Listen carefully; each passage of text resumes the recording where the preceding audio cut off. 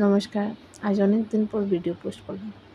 আসলে কয়েকদিন খুব ব্যস্ততার মধ্যে গেছে। আমার ছেলেরও শরীরটা বেশ ভালো ছিল না।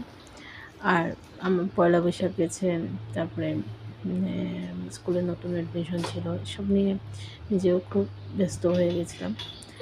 তো আজ হঠাৎ দুপুরবেলা স্কুল থেকে এসে মনটা ভীষণ ভারী ছিল।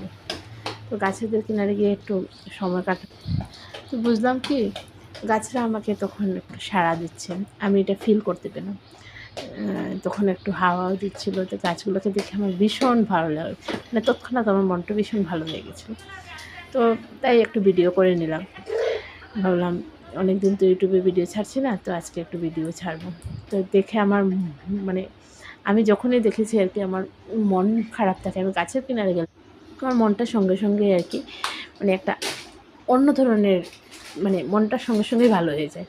আমি কিভাবে ভালো হয় সেটা জানি না। মানে একটু সময় যদি আমি ওদেরকে একটু কেয়ার করি বা ওদের সঙ্গে আমার মনের কথাটা বলি, আদান প্রদান করি, তাহলে আমার মনটা ভীষণ ভালো হয়ে যায়।